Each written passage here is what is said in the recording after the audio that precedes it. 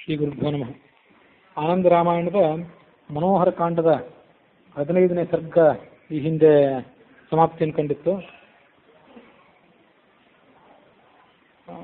ಸೀತಾ ಕವಚ, ರಾಮ ಕವಚ, ಹನುಮತ್ ಕವಚ, ಲಕ್ಷ್ಮಣ ಭರತ ಶತ್ರುಘ್ನರ ಕವಚಗಳು, ಅವರ ಸ್ತೋತ್ರಗಳು, ಅದನ್ನು ಪಾರಾಯಣ ಮಾಡುವಂಥ ವಿಧಾನ, ಇದನ್ನೆಲ್ಲ ನಾವು ನಿನ್ನೆ ಶ್ರವಣ ಮಾಡಿದ್ವಿ.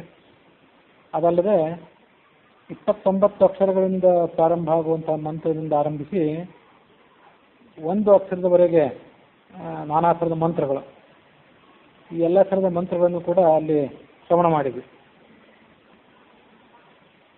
ರಾಮನ ಕಥೆ ಏನಿದೆ ಅದು ಯಾವುದೇ ಆಧಾರವಿಲ್ಲದೆ, ಯಾವುದೇ ಮೂಲಭೂತವಾದಂಥ ಪ್ರಮಾಣವಿಲ್ಲದೆ ಇದ್ದರೂ ಕೂಡ, ಕಾಲ್ಪನಿಕ ಅಂತ ಅನಿಸ್ಕೊಂಡಿದ್ರೂ ಕೂಡ, ಭಗವಂತನ ಸ್ತೋತ್ರದಿಂದ ಕೂಡಿದ್ದಾದರೆ ಅದರಿಂದ ರಾಮ ಸಂತುಷ್ಟನೇ ಆಗ್ತಾನೆ. ಆದರೆ ರಾಮನ ಕಥೆಯನ್ನು ಆಧರಿಸಿಯೇ ಆನಂದ ರಾಮಾಯಣ, ವಾಲ್ಮೀಕಿ ರಾಮಾಯಣ, ತಾತ್ಪರ್ಯ ನಿರ್ಣಯ ಇತ್ಯಾದಿಗಳನ್ನು ಅವಲಂಬಿಸಿಕೊಂಡೂ ಕೂಡ ಅದನ್ನು ಸರಿಯಾಗಿ ಅರ್ಥ ಮಾಡಿಕೊಳ್ಳದೆ ಅದನ್ನು ಟೀಕೆ ಮಾಡಿದ್ದಾದರೆ ಸಾಭವೇ ನರಕಾಯ ಇವ ನಾತ್ರ ಕಾರ್ಯ ವಿಚಾರಣ ಅಂತ ಹೀಗೆ ನಾವು ಅಲ್ಲಿ ಶ್ರವಣ ಮಾಡಿದ್ವಿ. ಅಂತೂ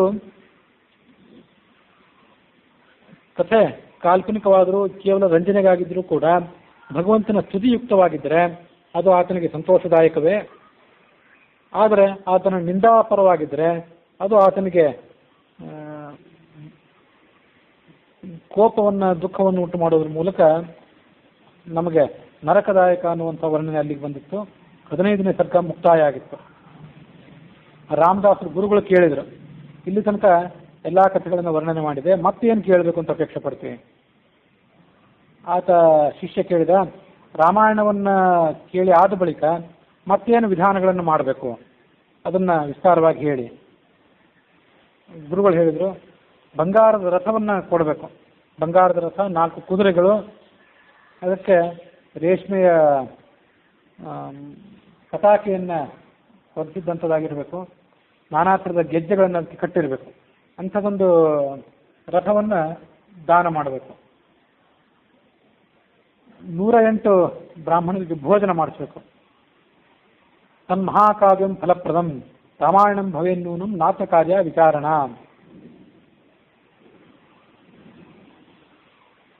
ವಿಷ್ಣುದಾಸ ಉವಾಚ ಕಿಂಚಿದ್ವ್ರತಂ ಹನುಮತಃ ತ್ವಮ್ಮಾಂ ವಕ್ತುಮಿಹಾರ್ಹಸಿ. ಮತ್ತೆ ಹನುಮಂತನಿಗೆ ಸಂಬಂಧಪಟ್ಟಂತಹ ವ್ರತ ಏನಾದರೂ ಇದ್ದರೆ ಅದನ್ನು ಹೇಳಿ ಅಂತ ಆ ಶಿಷ್ಯ ಕೇಳಿದ. ಆಗ ಗುರುಗಳು ಅದನ್ನು ವರ್ಣನೆ ಮಾಡಿದರು. ಹಿಂದೆ ತ್ರಿಕೂಟ ಪರ್ವತದಲ್ಲಿ ರಾಮ, ಲಕ್ಷ್ಮಣ ಇವರೆಲ್ಲರೂ ನಾಗಪಾಶದಿಂದ ಬಂಧಿತರಾಗಿದ್ದರು. ಇಂದ್ರಜಿತ್ ಪ್ರಯೋಗ ಮಾಡಿದಂಥ ನಾಗಾಸ್ತ್ರ ಅದು. ಆ ನಾಗಾಸ್ತ್ರದಿಂದ ಅವರು ಪೀಡೆಗೊಳಗಾಗಿದ್ದರು. ನಾರದನ ಮಾತನ್ನು ಕೇಳಿ ಗರುಡನನ್ನ ಶ್ರೀರಾಮ ನೆನಪು ಮಾಡ್ಕೊಂಡಿದ್ದ. ಗರುಡ ಅಲ್ಲಿಗೆ ಹಾರಿ ಬಂದು ರಾಮನಿಗೆ ನಮಸ್ಕಾರ ಮಾಡಿದ. ಆ ರಾಮನಿಗೆ ಬಂಧನವನ್ನು ಉಂಟು ಮಾಡಿದಂಥ ನಾಗಾಸ್ತ್ರವನ್ನು ಪರಿಹಾರ ಮಾಡಿದ. ಗರುಡ ಹೇಳಿದ, ಇದು ಬಹಳ ಆಶ್ಚರ್ಯಕರವಾಗಿದೆ. ಯಾಕೆಂದರೆ ಇಲ್ಲಿ ಈ ಹನುಮಂತನೇ ಇದ್ದಾನೆ. ಹನುಮಂತ ಅಂತಂದರೆ ಸತಿವೀರೇ ಮಹಾರುದ್ರೇ ಸಗನೇ ಶ್ರೀ ಹನುಮತಿ. ಗಣಗಳಿಂದ ಸಮೇತನಾದಂಥ ಮಹಾರುದ್ರನೇ ಹನುಮಂತ ಇದ್ದಂತೆ. ಸುಗ್ರೀವ ಇದ್ದಾನೆ, ನೆಲ ಇದ್ದಾನೆ, ಸುಷೇಣ, ಜಾಂಬವಾನ್ ಮೊದಲಾದವರಿದ್ದಾರೆ, ಅಂಗದ, ದಧಿಭಕ್ತರ ಮೊದಲಾದವರಿದ್ದಾರೆ. ಇಷ್ಟೆಲ್ಲ ಇದ್ರೂ ಕೂಡ ನೀವು ನನ್ನನ್ನು ಸ್ಮರಣೆ ಮಾಡ್ಕೊಂಡಿದ್ದೀರಿ. ಭಗವದ್ಭೀತಿ ಉಪಾಗಮ್ಯ ವಿದ್ಯುತಾಶ್ಚ ಭುಜಂಗಮಾಹ ಏತೇಷು ತತ್ಸು ವೀರೇಶು ಕಿಮು ಸೈನ್ಯಮಪೀಡಯನ್. ಆಗ ರಾಮ ಹೇಳಿದ, ಹೌದು, ಇವರೆಲ್ಲ ಇದ್ರೂ ಕೂಡ ನಾಗಾಸ್ತ್ರದಿಂದ ಬಿಡಿಸ್ಕೊಳ್ಳಿಕ್ಕೆ ಇವರಿಗೆ ಆಗಲಿಲ್ಲ, ಅದಕ್ಕೆ ನಿನ್ನನ್ನೇ ಸ್ಮರಣೆ ಮಾಡ್ಕೊಳ್ಬೇಕಾಯ್ತು. ಗರುಡ ಹೇಳಿದ, ಕಪಿಗಳ ಚರಿತ್ರೆಯನ್ನು ನೀನು ಶ್ರವಣ ಮಾಡಿಸ್ತೇನೆ ಕೇಳು ಅಂತ ಆ ಗರುಡ ಹೇಳಿದ. ಇದು ಹಿಂದೆ ಕಪಿಗಳ ಚರಿತ್ರೆ ಏನು ಬಂದಿತ್ತು, ಅದಕ್ಕಿಂತ ಹೊರತಾದಂಥ ಕಪಿಗಳ ಹಿನ್ನೆಲೆಯನ್ನು ಹೇಳುವಂಥ ಮತ್ತೊಂದು ಕಥೆ ಇದೆ. ಈ ಕಪಿಗಳು ಅಂದರೆ ಕ್ಷುದ್ರ ಕಪಿಗಳು ಅಂತ ಅವರನ್ನು ನೀನು ತಿರಸ್ಕಾರ ಮಾಡಬೇಡ. ಅವರೆಲ್ಲ ಮಹಾವೀರರೇ, ರುದ್ರಗಣಗಳವರು. ನೀನು ಸಾಕ್ಷಾತ್ ಮಹಾವಿಷ್ಣು. ಈ ಸೀತೆ ಏನಿದ್ದಾಳೆ ಅವಳು ಸಾಕ್ಷಾತ್ ಲಕ್ಷ್ಮೀದೇವಿ. ಲಕ್ಷ್ಮಣ ಫಣಿರಾಜ, ಶೇಷನ ಅವತಾರಭೂತನಾದವನು. ಮತ್ತು ಈ ಕಪಿಗಳೆಲ್ಲ ರುದ್ರಾಹ, ಏಕಾದಶಿ ರುದ್ರರೇನಿದ್ದಾರೆ ಅವರೇ ಈ ಕಪಿಗಳ ರೂಪದಲ್ಲಿ ಜನಿಸಿದವರು.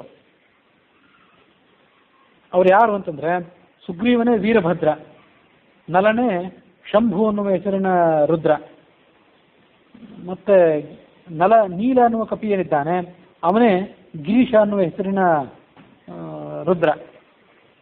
ಸುಷೇಣ ಇದ್ದಾನೆ, ಅವನು ಮಹಾಯಶ ಅನಿಸ್ಕೊಂಡಿರುವಂಥವನು. ಜಾಂಬವಾಂಶ್ಚೈ ಅಜಯ್ ಕಪಾತ್, ಅಜಯ್ ಕಪಾತ್ ಅನ್ನುವ ರುದ್ರನ ಅವತಾರಭೂತನಾದವನೇ ಜಾಂಬವಂತ. ಅಹಿರ್ಬುದ್ಧನ ಅವತಾರಭೂತನಾದವನೇ ಅಂಗದ. ಪಿನಾಕಧೃಕ ಅನ್ನುವ ಹೆಸರಿನ ರುದ್ರನ ಅವತಾರನೇ ದಧಿವಕ್ತ್ರ. ಅಯುತಾಜಿತ್ ಅನ್ನುವ ಹೆಸರಿನ ರುದ್ರನ ಅಂಶ ಸಂಭೂತನಾದವನು ತಾರ. ತರಳ ಅನ್ನುವ ಕಪಿ ಸ್ಥಾಣುವನ್ನು ರುದ್ರನ ಅವತಾರ ಸಂಭೂತ. ಮೈಂದ ಭರ್ಗತನುವನ್ನುವ ರುದ್ರನಿಂದ ಹುಟ್ಟಿದವನು. ಹನುಮಾನ್ ಸಾಕ್ಷಾತ್ ಭಗವಂತನಾದಂಥ ರುದ್ರನ ಅವತಾರ ಸಂಭೂತನಾದವನು. ಅವತೀರ್ಣ ಮಹಾರುದ್ರಾಹ ತದರ್ಥಂ ರಘುನಂದನ. ಭಗವಂತನಾದಂಥ ರುದ್ರನ 11 ರೂಪಗಳೇನಿವೆ ಅವು ನಿನಗಾಗಿ ಅವತಾರ ಮಾಡಿವೆ. ಎಲ್ಲ ದೇಶಗಳಲ್ಲಿಯೂ ನಾನಾ ಪರ್ವತಗಳಲ್ಲಿಯೂ ಅವು ಕಪಿ ರೂಪವನ್ನು ಧಾರಣೆ ಮಾಡಿಕೊಂಡು ವಾಸ ಮಾಡ್ತಿದ್ದವು.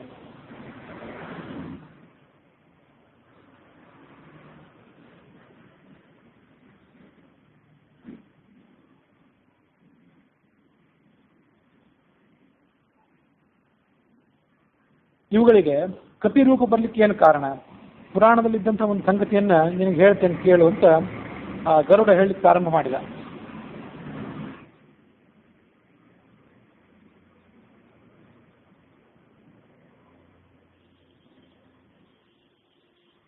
ಹಿಂದೊಮ್ಮೆ ದೇವತೆಗಳು ಮತ್ತು ರಾಕ್ಷಸರಿಬ್ಬರು ಸೇರಿ ಸಮುದ್ರವನ್ನ ಮಥನ ಮಾಡ್ಲಿಕ್ಕೆ ಪ್ರಾರಂಭ ಮಾಡಿದ್ರು. ಆ ಮಥನ ಮಾಡುವಾಗ ಅದರಿಂದ ನಾನಾ ಥರದ ಶ್ರೇಷ್ಠ ವಸ್ತುಗಳು ಹುಟ್ಟಿದವು. ಆ ಶ್ರೇಷ್ಠ ವಸ್ತುಗಳು ಹುಟ್ಟಿದ್ದಲ್ಲದೆ ವಿಷವೂ ಕೂಡ ಹುಟ್ಟಿತು ಅಂತ ನಮಗೆ ಈಗಾಗಲೇ ಗೊತ್ತಿದೆ. ಆ ವಿಷ ಅಲ್ಲದೆ ನಾನಾ ಥರದ ಪೀಡಾಕರ ಸಂಗತಿಗಳು, ನೋವು, ಬೇನೆ, ರೋಗ ಇವು ಕೂಡ ಹುಟ್ಟಿದವು. ನಾನಾ ಪೀಡಾಕರ ಸರ್ವಾಹ ಲೂತಾ ವಿಸ್ಫೋಟಕಾದಯ. ಆ ವ್ಯಾಧಿಗಳಿಂದ ಜಗತ್ತೆಲ್ಲ ಪೀಡಿತ ಆಯಿತು. ಋಷಿಗಳು, ರಾಜರು, ಜನರೆಲ್ಲ ಸಂಕಟಗ್ರಸ್ತರಾದರು. ಅವರು ಬ್ರಹ್ಮನನ್ನ ಶರಣ ಬಂದರು. ಊಚುಶ್ಚ ಜಗತಾಂನಾಥಂ ಬ್ರಹ್ಮಾಂಡಂ ಕಮಲೋದ್ಭವಂ ತ್ರಾಹಿ ತ್ರಾಹಿ ಅಂತ ಅವನನ್ನು ಬೇಡಿಕೊಂಡ್ರು. ತ್ರಿದೋಷೈ ಜರ್ಜರೀಭೂತಾಂ ವಿಭ್ರಮೈರ್ ವ್ಯಾಕುಲೀಕೃತಾಂ ಔಷಧಾನಿ ನಸಿದ್ಧಂತಿ ಮಂತ್ರಯಂತ್ರಾಣಿ ಚೈವ ಹಿ. ವಾತ, ಪಿತ್ತ, ಕಫ ಅನ್ನುವಂಥ ದೋಷಗಳನ್ನು ಉಲ್ಬಣಿಸಿ ನಮಗೆ ಈ ರೋಗಗಳು ನಮ್ಮನ್ನು ಪೀಡಿಸ್ತಾ ಇವೆ. ವಾತ, ಪಿತ್ತ, ಕಫಗಳು ಸಮಸ್ಥಿತಿಯಲ್ಲಿದ್ದರೆ ಮನುಷ್ಯನ ಆರೋಗ್ಯ ಸ್ಥಿರವಾಗಿರ್ತದೆ. ಆದರೆ ಅವು ತನ್ನ ಸಮಸ್ಥಿತಿಯನ್ನು ಕಳ್ಕೊಂಡ್ರೆ ರೋಗ ಬಂದು ನಮ್ಮ ಶರೀರವೆಲ್ಲ ಜರ್ಜರೀಭೂತವಾಗಿದೆ. ಮತ್ತೆ ಈ ರೋಗಕ್ಕೆ ಯಾವ ಔಷಧವನ್ನು ಮಾಡಿದರೂ ಆ ಔಷಧದಿಂದ ಯಾವುದೇ ರೀತಿಯಾದಂಥ ಪ್ರಯೋಜನ ಇಲ್ಲ. ಆಯುರ್ವೇದದಲ್ಲಿ ಹೇಳಿದಂಥ ಪರಿಹಾರಗಳು 3: ಒಂದು ಗಿಡಮೂಲಿಕೆ ಮೊದಲಾದಂಥ ಔಷಧಗಳು, ಮತ್ತೆ ಮಂತ್ರಗಳು, ಅವು ರೋಗಹರಗಳಂಥ ಮಂತ್ರಗಳು, ಮತ್ತೆ ಮಣಿಗಳು, ಕೆಲವು ನಿರ್ದಿಷ್ಟವಾದಂಥ ಮಣಿಗಳನ್ನು ಪ್ರಯೋಗ ಮಾಡಿ ರೋಗವನ್ನು ಪರಿಹಾರ ಮಾಡಬೇಕು. ಆದರೆ ಈ ಔಷಧ, ಮಂತ್ರ, ಯಂತ್ರ, ಮಣಿ ಇತ್ಯಾದಿ ಯಾವುದನ್ನು ಪ್ರಯೋಗ ಮಾಡಿದರೂ ಈ ರೋಗಗಳು ಪರಿಹಾರವನ್ನು ಕಾಣ್ತಾ ಇಲ್ಲ, ಮಾನವರನ್ನ ನಾಶ ಮಾಡ್ತವೆ. ಅದಕ್ಕಾಗಿ ನಿನ್ನೆದುರಿಗೆ ಇವು ಎಲ್ಲವನ್ನು ಕೂಡ ನಾವು ಶ್ರವಣ ಮಾಡಿಸಿದ್ದೇವೆ. ಅದನ್ನೇನಾದರೂ ಪರಿಹಾರಕ್ಕಾಗಿ ನೀನು ಪ್ರಯತ್ನ ಪಡುವಂತ ಅವರೆಲ್ಲ ಕೇಳ್ಕೊಂಡ್ರು. ಆ ಮಾತನ್ನು ಅವನು ಕೇಳಿದ. ಆಗ ಬ್ರಹ್ಮ ಏಕಾದಶಿ ರುದ್ರರನ್ನು ಪ್ರಾರ್ಥನೆ ಮಾಡಿದ. ಅವರು ಬ್ರಹ್ಮನ ಮಾತನ್ನು ಕೇಳಿ ರುದ್ರ ಏಕಾದಶ ಅಮಲಾಹ ಚತುರ್ಮುಖ ಬ್ರಹ್ಮನಿಗೆ ಸಮಾಧಾನ ಮಾಡಿ ವೀರಭದ್ರ ಮೊದಲಾದಂತಹ ವಾನರರು ಈ ಭೂಲೋಕಕ್ಕೆ ಬಂದು ವಾನರ ರೂಪವನ್ನು ತಾಳಿ ಸುಗ್ರೀವ ಮೊದಲಾದ ಹೆಸರನ್ನು ಇಟ್ಕೊಂಡು ಪರ್ವತಗಳಲ್ಲಿ, ಕಾಡುಗಳಲ್ಲಿ ಎಲ್ಲ ಕಡೆ ಅವರು ಸಂಚಾರ ಮಾಡಲಿಕ್ಕೆ ಪ್ರಾರಂಭ ಮಾಡಿದರು. ಜಗತ್ತನ್ನೆಲ್ಲ ನಡುಗಿಸಿದರು. ಅವರ ಹುಂಕಾರ, ಚೀತ್ಕಾರ, ಭುಕ್ಕಾರಗಳಿಗೆ ಈ ಜಗತ್ತೆಲ್ಲ ತತ್ತರಿಸಿತು. ರೋಗಗಳು ಕೂಡ ಓಡಿ ಹೋದವು. ಶ್ವೇಡಿತೈ ಕ್ರೀಡನೈಸ್ತೇಷಾಂ ವ್ಯಾಧಯೋ ನಾಶಮಾತ್ಮಯೋ. ರೋಗಗಳು ಹೇಳ ಹೆಸರಿಲ್ಲದಾಗಿ ಓಡಿ ಹೋದವು. ತುತೋಷ ಭಗವಾನ್ ಬ್ರಹ್ಮ ದದೌ ತೇಭ್ಯೋ ವರಾನ್ ಬಹೂನ್. ಮುಂದೆ ಆ ಕಪಿಗಳಿಗೆ ಚತುರ್ಮುಖ ಬ್ರಹ್ಮ ವರ ಕೊಟ್ಟ. ಯುಷ್ಮಾಸ್ತಪಿತ ಮುದ್ರಾಸ್ತು ಮೃತ ಸಂಜೀವಿನಿ ಕಲಾ. ನಿಮಗೆ ಮೃತ ಸಂಜೀವಿನಿ ಅನ್ನುವಂಥ ಒಂದು ಮಂತ್ರ ಏನಿದೆ ಅದು ನಿಮಗೆ ತಿಳಿಯುವಂತಾಗಲಿ, ನಿಮಗದು ಒಲಿಯುವಂತಾಗಲಿ ಅಂತ ಹೀಗೆ ಚತುರ್ಮುಖ ಬ್ರಹ್ಮ ಅವರಿಗೆ ಆ ಕಪಿಗಳಿಗೆ ವರ ಕೊಟ್ಟಿದ್ದ. ಆಜ್ಞಾಸ್ತು ಸರ್ವಜಗತಿ ವೇಗೋಸ್ತು ಮನಸಸ್ತಮಃ. ನಿಮಗೆ ಎಂಥ ವೇಗ ಇರಬೇಕಂದ್ರೆ ಸಾಮಾನ್ಯವಾದ ವೇಗ ಅಲ್ಲ, ಮಹಾವೇಗ.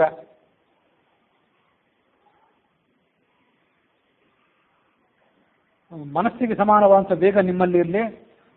ಜಗತ್ತೆಲ್ಲವೂ ಕೂಡ ನಿಮ್ಮ ಆಜ್ಞೆಗೆ ತಲೆಬಾಗುವಂತಿರಲಿ. ಮತ್ತು ನಿಮ್ಮ ರೂಪಗಳನ್ನು ಯಾರು ಧ್ಯಾನ ಮಾಡ್ತಾರೆ, ಯಾರು ಅದು ಪೂಜೆ ಮಾಡ್ತಾರೆ, ಅವರಿಗೆ ಎಲ್ಲ ಥರದ ರೋಗಗಳು ಕೂಡ ಪರಿಹಾರ ಆಗುವಂತಾಗಲಿ. ಭಕ್ಷ್ಯ ಭೋಜ್ಯಾನಿ ಖಾದ್ಯಾನಿ ಲೇಹ್ಯಂ ಪೇಯಂ ಚ ಸರ್ವಶಃ ಯುಷ್ಮಾನುದ್ದಿಶ್ಯ ಯೇ ಮರ್ತ್ಯಾ ಜುಹ್ವಂತಿ ಹುತಾಶನೆ. ಈ ನಿಮ್ಮನ್ನು ರುದ್ರರನ್ನು ಉದ್ದೇಶ ಮಾಡಿಕೊಂಡು ನಾನಾ ಥರದ ಭಕ್ಷ್ಯ ಭೋಜ್ಯಗಳಿಂದ ಲೇಹ್ಯ ಪೇಯಗಳನ್ನು ಅಗ್ನಿಯಲ್ಲಿ ಹೋಮ ಮಾಡಬೇಕು. ಅವರಿಗೆ ನಾನಾ ಥರದ ಸಿದ್ಧಿಗಳು ದೊರೆಯೋದ್ರಲ್ಲಿ ಸಂಶಯವಿಲ್ಲ. ಪಾಯಸದಿಂದ, ತುಪ್ಪದಿಂದ ಕೂಡಿದ ಪಾಯಸ, ಎಳ್ಳು, ತುಪ್ಪ ಇವುಗಳ ಮೂಲಕ ನಿಮ್ಮನ್ನು ಹೋಮ ಮಾಡಬೇಕು. ಏವಂ ವೈ ರುದ್ರಮಖ್ಯಂ ಗಾಥಾ ವೈಶ್ವಾನರಿ ಸ್ತಥ. ರುದ್ರನನ್ನು ಕುರಿತು ಸಂಪೂರ್ಣ ರುದ್ರಾಧ್ಯಾಯವನ್ನು ಪಠನ ಮಾಡಿಕೊಂಡು ಇಲ್ಲಿ ಹೋಮ ಮಾಡಬೇಕು. ಅಥವಾ ವೈಶ್ವಾನರ ಸೂಕ್ತವನ್ನಾದರೂ ಇಲ್ಲಿ ಪಠನ ಮಾಡಬೇಕು. ಮಾನಸ್ತೋಕೇತಿ ವಾ ಮಂತ್ರೋ ಮನೋಜ್ಯೋತಿ ರಥಾಪಿವ. ಮಾನಸ್ತೋಕೇತನಯೇ ಮಾನಾಯುಷು ಮಾನೋ ರುದ್ರೇಶು ಅಂತೇನು ಮಂತ್ರ ಇದೆ, ಆ ಮಂತ್ರದಿಂದಾದರೂ ಕೂಡ ನಿಮ್ಮನ್ನು ಉದ್ದೇಶಿಸಿಕೊಂಡು ಧ್ಯಾನ ಮಾಡಬೇಕು. ಭವತಾಂ ಯಜನಂ ಚಾತ್ರ ಗಾಯತ್ರ್ಯಾವ ಪ್ರಕೀರ್ತಿತಂ. ಅಥವಾ ಗಾಯತ್ರಿ ಮಂತ್ರದಿಂದಾದರೂ ನಿಮ್ಮನ್ನು ಉದ್ದೇಶಿಸಿಕೊಂಡು ಹೋಮ ಮಾಡಬೇಕು. ಈ ಥರ ಹೋಮ ಮಾಡಿದರೆ ಅವರು ವ್ಯಾಧಿ ಮುಕ್ತರಾಗಿ ಸಕಲ ಥರದ ಸುಖವನ್ನು ಪಡ್ಕೊಂಡು ಮುಂದೆ ಸದ್ಗತಿಯನ್ನು ಪಡ್ಕೊಳ್ತಾರೆ. ಇದು ಆ ಕಪಿಗಳ ಪೂರ್ವ ವೃತ್ತಾಂತ. ಏತೇಷು ರುದ್ರೇಷು ಸರ್ವೇಷು ಹನುಮಾನ್ ಭದ್ರನಾಯಕ ವಿಧಾನಂ ತತ್ರ ಕರ್ತವ್ಯಂ ಯತ್ರಾಸ್ತೆ ಹನುಮತ್ತನುಹು. ಈ ಎಲ್ಲ ರುದ್ರರಲ್ಲಿಯೂ ಕೂಡ ಈ ಹನುಮಂತನ ಸ್ವರೂಪ ಏನಿದೆ ಅದು ಮುಖ್ಯವಾದಂಥ ಸ್ವರೂಪ. ಭಗವಂತನ ಆ ಹನುಮಂತನ ಸ್ವರೂಪ ಎಲ್ಲೆಲ್ಲಿರ್ತದೋ, ಆತನ ವಿಗ್ರಹ ಎಲ್ಲೆಲ್ಲಿರ್ತದೋ ಅಲ್ಲೆಲ್ಲ ಕಡೆ ಕೂಡ ಈ ಥರದ ಹೋಮಗಳನ್ನು ಮಾಡಬೇಕು. ಅದು ಗೋಪುರಗಳಲ್ಲಿ ಮತ್ತು ಶಿಲೆಗಳಲ್ಲಿ ಎಲ್ಲೆಲ್ಲಿ ಆತನ ಮೂರ್ತಿಯನ್ನು ಪ್ರತಿಷ್ಠಾಪನೆ ಮಾಡಿರ್ತಾರೋ ಅಲ್ಲಿ ಇಂಥ ಹೋಮ ಮಾಡಿದರೆ ಅದರಲ್ಲಿ ವಿಶೇಷವಾದಂಥ ಸಾನ್ನಿಧ್ಯವನ್ನು ಕಾಣಬಹುದು. ಕೇನ ಕೇನ ಪ್ರಕಾರೇಣ ಕ್ರಿಯತೆ ಕಪಿಪೂಜನಂ. ಪತಾಕ ಕೀದೃಶಿ ತತ್ರ ಕಾರ್ಯ ಕತಿ ಕಾರ್ಯ ವಿಹಂಗಮ.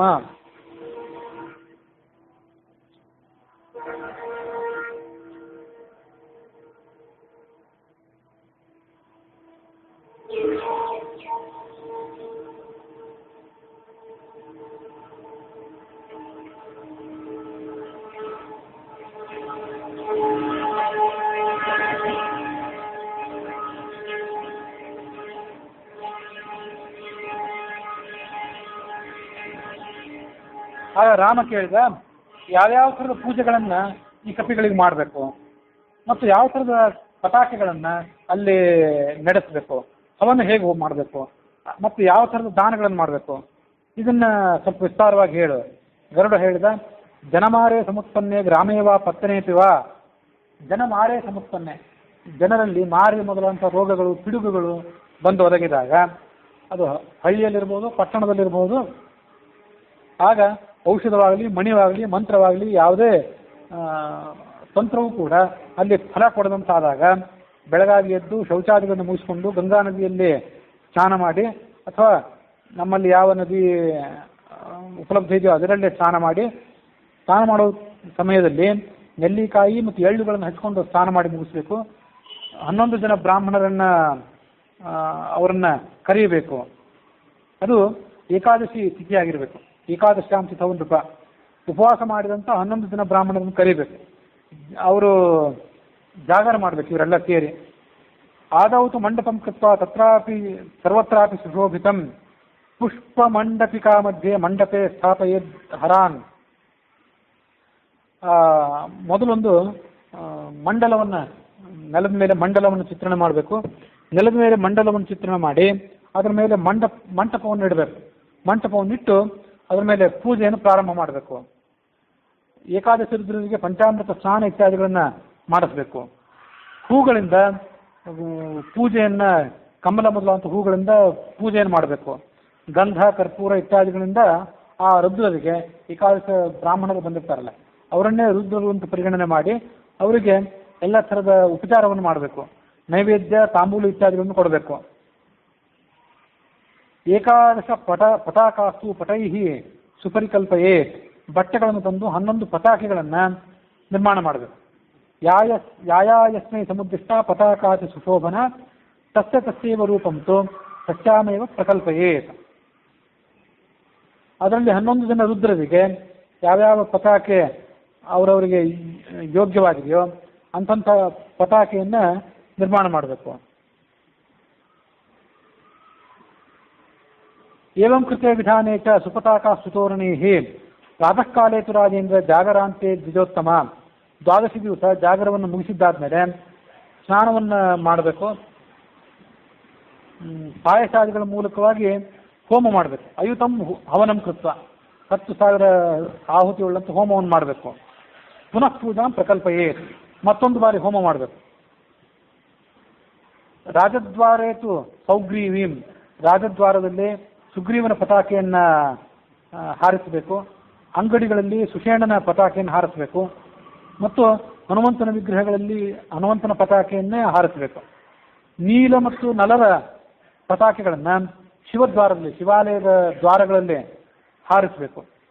ತಾರಸ್ಯ ತರಳಸ್ಯಾಪಿ ಮೈಂದಸ್ಯ ಹಿ ಅಂಗದಸ್ಯ ಚ. ತಾರ, ತರಳ, ಮೈಂದ, ಅಂಗದ ಅನ್ನುವಂಥ ರುದ್ರರೇನಿದ್ದಾರೆ ಅವರ ಪತಾಕೆಗಳನ್ನು ಗ್ರಾಮದ ಹೊರಗಡೆ 4 ದಿಕ್ಕುಗಳಲ್ಲಿ ಸ್ಥಾಪನೆ ಮಾಡಿಸಬೇಕು. ಜಲಸ್ಥಾನೆ ಜಾಂಬವತೀಂ ದಧಿಭಕ್ತಿಂ ಚತುಷ್ಪಥೆ. ಜಾಂಬವತೀಂ ಅಂತ ಹೀಗಿದೆ. ಅದರ ಮೂಲಕ ಅವಳು ಆ ಜಾಂಬವಂತನ ಆ ಪತಾಕೆಯನ್ನು ಹೀಗೆ ಹಾರಿಸಬೇಕು.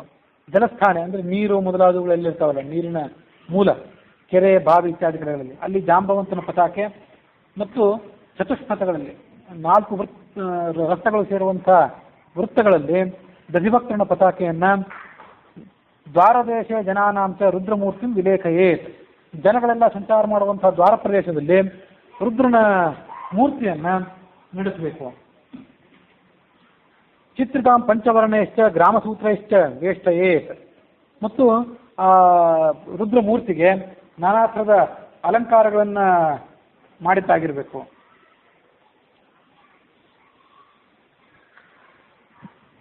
ಪ್ರತ್ಯಹಂ ಕಾರಯೇದ್ ವಿದ್ವಾನ್ ಭಕ್ತ್ಯಾ ಬ್ರಾಹ್ಮಣ ತರ್ಪಣಂ ದದ್ಯಾದ್ ವಸ್ತ್ರಾಣಿ ಋತ್ವಿಭ್ಯೋ ಸಾಲಂಕಾರಾಣಿ ಭೂರಿಶಃ. ಮತ್ತು ಆ ಹೋಮಕ್ಕೆ ಬಂದಂಥ ಬ್ರಾಹ್ಮಣರಿಗೆ ಛತ್ರ, ಕರಪತ್ರ, ಪಾದುಕೆ, ಧೇನು ಮತ್ತು ವಸ್ತ್ರಗಳು ಈ ರೀತಿಯಾಗಿ ನಾನಾ ಥರದ ದಾನಾದಿಗಳನ್ನು ಅವರಿಗೆ ಮಾಡಬೇಕು. ಸದಕ್ಷಿಣಾಂ ಸವಸ್ತ್ರಾಂಶ ಸಾಲಂಕಾರಾಂ ಗುಣಾನ್ವಿತಾಂ ದ್ವಿಜಾಯ ಮಹಿಷೀಂ ದದ್ಯಾತ್. ಆಕಳ ದಾನ ಮಾಡೋದು ಗೊತ್ತಿದೆ. ಈ ಎಮ್ಮೆ ದಾನ ಮಾಡುವಂಥ ಒಂದು ವಿಶಿಷ್ಟವಾದಂಥ ಪದ್ಧತಿ. ಅದು ಸವಸ್ತ್ರವಾಗಿರಬೇಕು, ಅಲಂಕಾರ ಸಮೇತವಾಗಿರಬೇಕು, ಗುಣಾನ್ವಿತ ಯೋಗ್ಯವಾಗಿರಬೇಕು ಎಮ್ಮೆ. ಅಂಥ ಎಮ್ಮೆಯನ್ನು ಬ್ರಾಹ್ಮಣನಿಗೆ ದಾನ ಮಾಡಬೇಕು.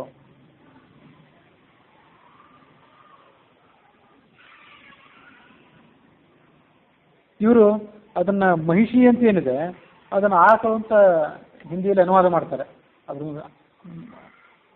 ಇಂಥ ಹೋಮ ಹವನಗಳನ್ನು ಮಾಡೋದು ಬಳಕೆಯಲ್ಲಿಲ್ಲ ಈಗ. ಅದಕ್ಕಾಗಿ ಅವರು ಯಾಕೆ ಹಾಗೆ ಹೇಳ್ತಾರೆ ಅಂತ ಅದನ್ನು ಮತ್ತೊಂದು ಬಾರಿ ಗಮನಿಸ್ಬೇಕಷ್ಟೆ.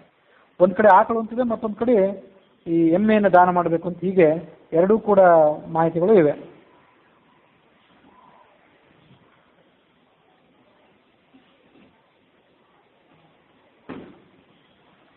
ದ್ವಿಜಾಯ ಮಹಿಷೀಂ ದದ್ಯಾ ತಥೈವ ಪೃಥ್ವೀಪತೆ ಅನ್ಯೇಭ್ಯೋ ಬ್ರಾಹ್ಮಣೇಭ್ಯಶ್ಚ ಸಪ್ತಧಾನ್ಯಾನಿ ಭೂರಿಶಃ.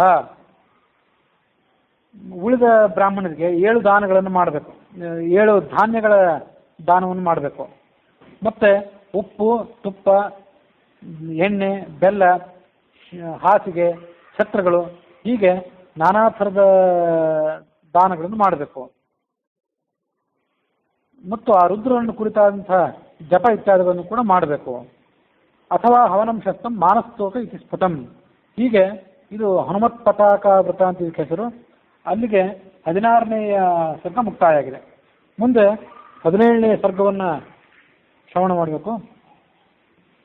ರಾಮದಾಸ ಕೇಳಿದ, ಗುರುಗಳು ಹೇಳಿದರು, ಶಿಷ್ಯನೇ ಏನೇನು ನೀನು ಪ್ರಶ್ನೆ ಕೇಳಿದೆ ಅದನ್ನೆಲ್ಲ ನಾನು ನಿಮಗೆ ಉತ್ತರ ಕೊಟ್ಟು ಮುಗಿಸಿದೆ. ರಾಮೇಣ ಇವ ಮಮಾಸ್ತಿಯನ್ನು ತಪೋಪತಿಷ್ಠ ಮಾದರಾತ್. ಇನ್ನು ಸಾರ ರಾಮಾಯಣ ಅಂತ ಒಂದಿದೆ, ಇದು ಆನಂದ ರಾಮಾಯಣದ ಸಾರ ಭಾಗ. ಇದನ್ನಷ್ಟು ನಿನಗೆ ಹೇಳೋದೊಂದು ಅವಶ್ಯಕ ಆಗಿದೆ. ಅದನ್ನು ಹೇಳ್ತೇನೆ. ಯಾಕೆಂದರೆ ರಾಮನಿಗೆ ನಿನ್ನ ಬಗ್ಗೆ ಅಂದರೆ ಶಿಷ್ಯನ ಬಗ್ಗೆ ಬಹಳ ಪ್ರೀತಿ ಇದೆ. ಹಿಂದೊಮ್ಮೆ ಪೂಜೆ ಮಾಡಿದಾಗ, ಪೂಜೆ ಮುಗಿದ ಬಳಿಕ ರಾಮ ಪ್ರತ್ಯಕ್ಷನಾಗಿ ಆ ಸಾರರಾಮಾಯಣವನ್ನು ನನಗೆ ಉಪದೇಶ ಮಾಡಿದ್ದ. ಅದನ್ನು ನಾನು ನಿನಗೆ ಉಪದೇಶ ಮಾಡಬೇಕಾದದ್ದು ಆತನ ಆಜ್ಞೆ ಇದೆ. ನವೋತ್ತರ ಶತ ಶ್ಲೋಕ ಸಾರ ರಾಮಾಯಣೇನ 109 ಶ್ಲೋಕಗಳಿಂದ ಕೂಡಿದಂಥ ಸಾರ ರಾಮಾಯಣವನ್ನು ನಾನು ನಿನಗೆ ಹೇಳ್ತೇನೆ. ಶ್ರೀರಾಘವೇ ಉಪದಿಷ್ಟೇನ ಮಹಾಮಂಗಲದೇನ ಚ ನವಾಧಿಕ ಶ್ಲೋಕ ಸಾರ ರಾಮಾಯಣೇನ ಚ. ನಾನು ಅದರಲ್ಲಿ ಏನಾದರೂ ಅಂಶಗಳನ್ನು ಮರೆತಿದ್ರೆ ಅದೆಲ್ಲವನ್ನೂ ಕೂಡ ಮಮ ತಚ್ಚಾಪಿ ಸ್ಮಾರಿತಂ ವಾಲ್ಮೀಕಿ ಮುನಿ ನಿರ್ಗತಂ, ಅದೆಲ್ಲವನ್ನೂ ಕೂಡ ರಾಮನೇ ನನಗೆ ಮರೆತಂಥ ಅಂಶಗಳನ್ನು ಮತ್ತೆ ನೆನಪು ಮಾಡಿದ. ಅದಕ್ಕಾಗಿ ನಾನು ನಿನಗೆ ಆ ಕಥೆಯನ್ನು ಹೇಳ್ತೇನೆ ಅಂತಂದರು ಈ ಗುರುಗಳು. ಆ ಶಿಷ್ಯ ಆ ಕಥೆಯನ್ನು ಹೇಳಿ ಅಂತ ತನ್ನ ಉತ್ಸುಕತೆಯನ್ನು ತೋರಿಸಿದ. ಶ್ರೀರಾಮಚರಿತಂ ರಮ್ಯಂ ಮಮ ತೋಷಾರ್ಥಮುತ್ತಮಂ ಶತಕೋಟಿಮಿತಾತ್ತಕ್ಕಿಂ ಕಥಿತಂ ಚ ವಿವಿತ್ಯ ಚ. 100 ಕೋಟಿ ಶ್ಲೋಕಗಳಿವೆ ಅಂತ ಹಿಂದೆ ಈ ಆನಂದ ರಾಮಾಯಣದಲ್ಲಿ ನೀವು ಹೇಳಿದ್ರಿ. ಅದರ ಸಾರ ಭಾಗವನ್ನು ಸಂಗ್ರಹ ಮಾಡಲಿಕ್ಕೆ ಏನು ಕಾರಣ, ಅದಕ್ಕೇನಾದರೂ ಹಿನ್ನೆಲೆ ಇದ್ರೆ ಹೇಳಿ ಅಂತ ಆ ಶಿಷ್ಯ ಕೇಳಿದ. ಗುರುಗಳು ಹೇಳಿದರು, ವಿವಿತ್ಯ ಜ್ಞಾನದೃಷ್ಟ್ಯಾವ ತವೇತದ್ ಉಪದೇಶಿತಂ ವಿಶೇಷಾತ್ ಸ್ಮಾರಿತಂ ಚಾಪಿ ಸಾರರಾಮಾಯಣಾಶ್ರವಾತ್ ರಾಮೋಪದೇಶಿತಾತ್ ರಮ್ಯಾತ್ ತತಸ್ಥೆ ಕಥಿತಂ ಮಯಾ. ಒಟ್ಟಾರೆ ಎಷ್ಟು ಕಾಂಡಗಳು, ಎಷ್ಟು ಸರ್ಗಗಳಿವೆ ಅದನ್ನೆಲ್ಲವನ್ನು ವಿವರಣೆ ಮಾಡಿ ಅಂತ ಶಿಷ್ಯ ಕೇಳಿದ. ಆಗ ಗುರುಗಳು ಹೇಳಿದರು, 9 ಲಕ್ಷಾಣಿ ಕಾಂಡಾನಿ, ಒಟ್ಟು 9 ಲಕ್ಷ ಕಾಂಡಗಳಿವೆ. ಇಲ್ಲಿ 9 ಕಾಂಡಗಳನ್ನ ಇಲ್ಲಿ ಶ್ರವಣ ಮಾಡ್ತೀವಿ ನಾವು. ಮೂಲ ರಾಮಾಯಣ 100 ಕೋಟಿ ಶ್ಲೋಕದಿಂದ ಕೂಡಿದ ರಾಮಾಯಣ ಏನಿದೆ ಅದರಲ್ಲಿ 9 ಲಕ್ಷ ಕಾಂಡಗಳಿವೆ. ಮತ್ತು ಸರ್ಗಾಹ 90 ಲಕ್ಷಾಶ್ಚ, 90 ಲಕ್ಷ ಸರ್ಗಗಳಿವೆ. 9ರಿಂದ ಪ್ರಾರಂಭ ಆಗಿದೆ. ಅದರಂತೆ ಕೋಟೀನಾಂಚ ಶತಂ ಶ್ಲೋಕಮಾನಂ ಜ್ಞೇಯಂ ವಿಚಕ್ಷಣೈ, 100 ಕೋಟಿ ಶ್ಲೋಕಗಳು ಕೂಡ ಇವೆ. ಮುಂದೆ ಶಿಷ್ಯ ಕೇಳಿದ,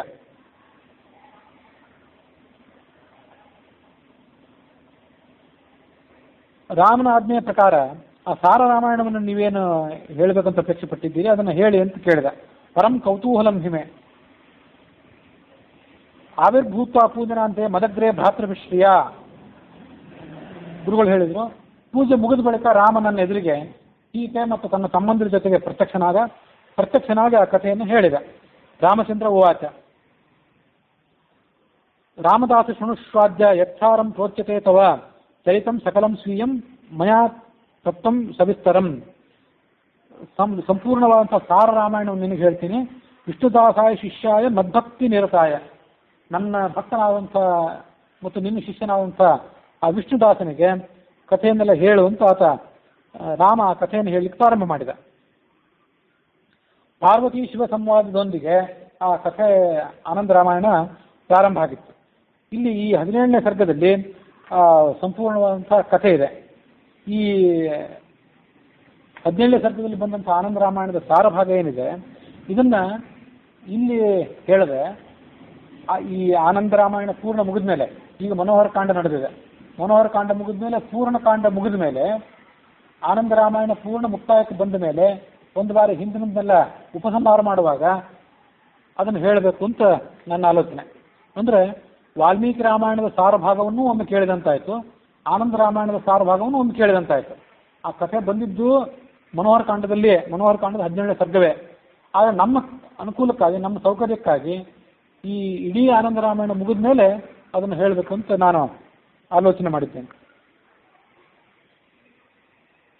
ಇದು ರಾಮದಾಸರು ಹೀಗೆ ಆ ಸಾರ ರಾಮಾಯಣವನ್ನೆಲ್ಲ ಹೇಳಿ ಮುಗಿಸಿದರು.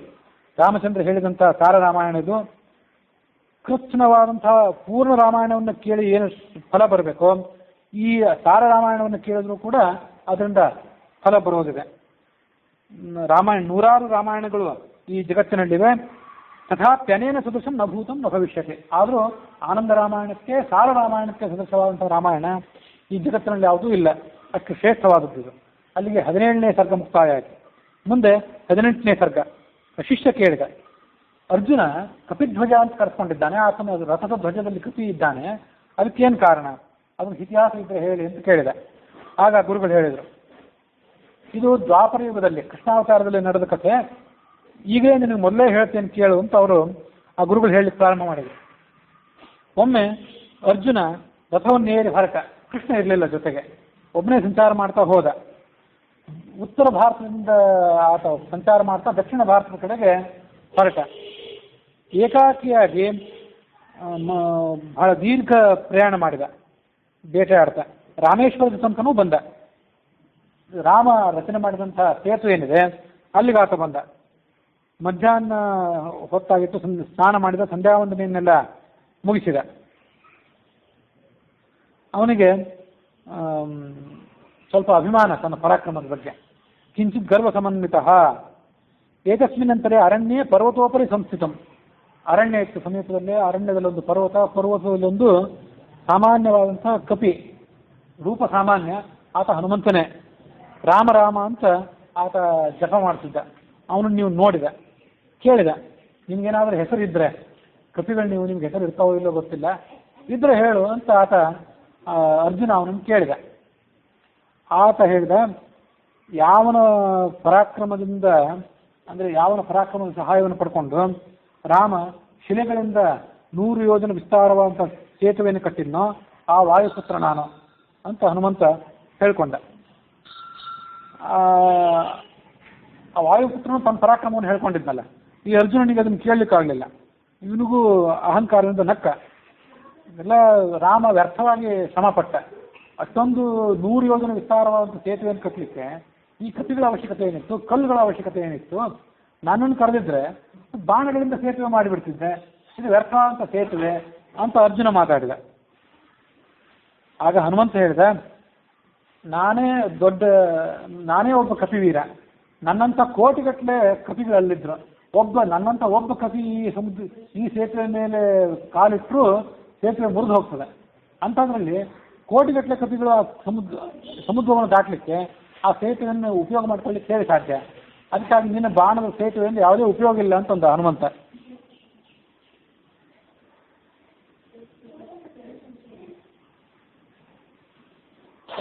ಆಗ ಈ ಅರ್ಜುನ ಮಾತಾಡಿದ, ಕಪಿಭಾರಾಜ್ಯದ ಸೇತು ಜಲೇಮಗ್ನೋ ಭವಿಷ್ಯತಿ ಧನುರ್ವಿದ್ಯಾ ಧನ್ವಿನಃ ಸದಾ ವಾನರ ಸತ್ತಮ.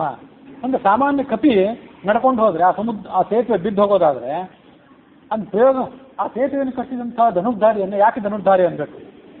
ಆ ಧನುರ್ಧಾರಿಗೆ ಯಾವುದೇ ಶಕ್ತಿ ಇಲ್ಲ ಅಂತ ಅರ್ಥ ಆಯ್ತು. ಸಾಮಾನ್ಯ ಧನುರ್ಧಾರಿಗಳ ಕಥೆ ಆಯ್ತು. ನಾನು ಮಹಾಧನುರ್ಧಾರಿ, ನನ್ನಂಥ ಧನುರ್ಧಾರಿ ಮುಂದೆ ಏನಾದರೂ ಸೇತುವೆ ಕಟ್ಟಿದರೆ ಯಾವ ಕಪಿಯೂ ಕೂಡ ಅದರ ಮೇಲೆ ಪ್ರವೇಶ ಮಾಡಿದರೂ ಅದು ಮುರಿಲಿಕ್ಕೆ ಸಾಧ್ಯವಿಲ್ಲ ಅಂತ ಈ ಅರ್ಜುನನು ಕೂಡ ಮಾತಾಡಿದ.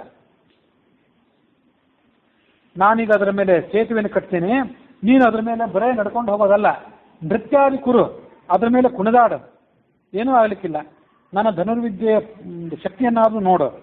ಆಗ ಕಪಿ ಮಾತಾಡಿದ, ನಾನು ಅದ್ರ ಮೇಲೆ ಕುಣಿದಾಡಬೇಕಾಗಿಲ್ಲ, ಓಡಾಡಬೇಕಾಗಿಲ್ಲ, ನನ್ನ ಕಾಲಿನ ಹೆಬ್ಬೆರಳು ಅದಕ್ಕೆ ತಾಕಿದರೆ ಸಾಕು, ಆ ಸೇತುವೆ ಮುರಿದು ಹೋಗ್ತದೆ. ತಕ್ಕಪೇರು ವಾಕ್ಯ ಮಾತ್ರನೇ ಅರ್ಜುನ ಪ್ರಾಹ ತಮ್. ಆ ಸೇತುವೆ ಹಾಗೆ ಮುರಿದು ಹೋಗೋದಾದ್ರೆ ನಾನು ಬೆಂಕಿಗೆ ಪ್ರವೇಶ ಮಾಡ್ತೇನೆ. ಅರ್ಜುನ ತನ್ನ ಶಪಥ ಮಾಡಿದ. ಕಪಿ ಏನು ಹನುಮಂತ ಏನು ಶಪಥ ಮಾಡಿದ ಅಂದರೆ, ನನ್ನ ಭಾರದಿಂದ ನಿನ್ನ ಸೇತುವೆ ಏನಾದರೂ ಮುರಿದು ಬೀಳದೇ ಇದ್ರೆ ಆಗ ನಾನು ನಿನಗೆ ಸಹಾಯಕನಾಗಿ ನಿನ್ನ ಧ್ವಜದಲ್ಲಿ ಕಪಿ ರೂಪದಿಂದ ಇರ್ತೇನೆ ಅಂತ ಇವನು ಪ್ರತಿಜ್ಞೆ ಮಾಡಿದ. ಅರ್ಜುನ ತನ್ನ ಧನಸ್ಸನ್ನು ಹೊರತೆಗೆದು ಬಾಣಗಳನ್ನು ಪ್ರಯೋಗ ಮಾಡಿ 100 ಯೋಜನೆ ವಿಸ್ತಾರವಾದಂತಹ ಬಲಿಷ್ಠವಾದ ಸೇತುವೆಯನ್ನು ನಿರ್ಮಾಣ ಮಾಡಿದ. ಮಾರುತಿ ಅಲ್ಲಿ ಬಂದು ತನ್ನ ಕಾಲ ಹೆಬ್ಬೆರಳನ್ನ ಆ ಸೇತುವೆಯ ಮೇಲಿಟ್ಟು ಆ ಸೇತುವೆ ಮುರಿದು ಸಮುದ್ರಕ್ಕೆ ಹೋಗಿ ಬೀಳುವಂತೆ ಮಾಡಿದ. ಅದಕ್ಕೆ ಒಂದೇ ಕ್ಷಣ ಸಾಕಾಯಿತು. ಆಗ ದೇವತೆಗಳು, ಗಂಧರ್ವರು ಎಲ್ಲರೂ ಅಲ್ಲಿಗೆ ಬಂದು ಹನುಮಂತನನ್ನ ಪ್ರಶಂಸೆ ಮಾಡಿದರು. ಅರ್ಜುನ ಬಹಳ ಚಿಂತಾಗ್ರಸ್ತನಾದ. ಆಯಿತು, ಇನ್ನು ನಾನು ಪ್ರಾಣ ಪರಿತ್ಯಾಗ ಮಾಡಬೇಕು ಅಂತ ಆಲೋಚನೆ ಮಾಡಿದ.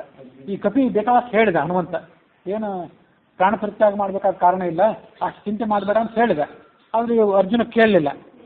ಈ ಸಂದರ್ಭದಲ್ಲಿ ಕೃಷ್ಣ ವಟುವಿನ ರೂಪದಲ್ಲಿ, ಒಬ್ಬ ಬ್ರಹ್ಮಚಾರಿ ರೂಪದಲ್ಲಿ ಅಲ್ಲಿಗೆ ಬಂದು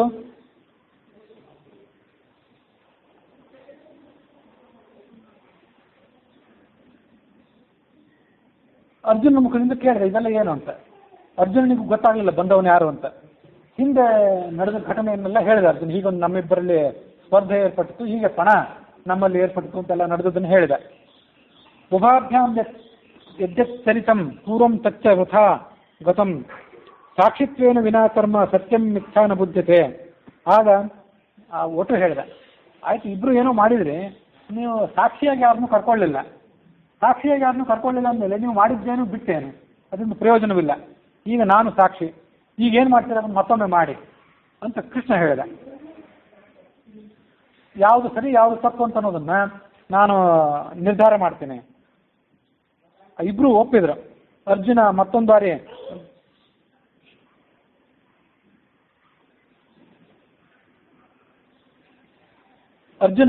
ಬಾರಿ ಆ ಧನುಸ್ಸನ್ನ ಪ್ರಯೋಗ ಮಾಡಿ ಸೇತುವೆಯನ್ನು ನಿರ್ಮಾಣ ಮಾಡಿದ. ಸೇತೋರ್ ಅಂತರ್ಗತಂ ಚಕ್ರಂ ಶ್ರೀಕೃಷ್ಣ ಚಾಕ್ರೋತ್ತದ. ಆಗ ಕೃಷ್ಣ ಏನು ಮಾಡಿದ, ತನ್ನ ಚಕ್ರವನ್ನು ಹೊರಗೆ ತೆಗೆದು ಆ ಸೇತುವಿನ ಕೆಳಗೆ ಇಳಿಸಿದ. ಅದು ಅರ್ಜುನನಿಗಾಗಲಿ ಹನುಮಂತನಿಗಾಗಲಿ ಗೊತ್ತಾಗಲಿಲ್ಲ. ಹನುಮಂತ ಹಿಂದಿನಂತೆ ತನ್ನ ಹೆಬ್ಬೆರಳನ್ನು ಸೇತುವೆ ಮೇಲೆ ಊರಿದ. ಆ ಸೇತುವೆ ಅಲುಗಾಡಲಿಲ್ಲ, ದೃಢವಾಗಿತ್ತು. ಆಗ ಹನುಮಂತ ಮತ್ತೆ ಅದನ್ನು ಬಲೆಯೇನೆ ಪೀಡೆಯ ಮಾತ.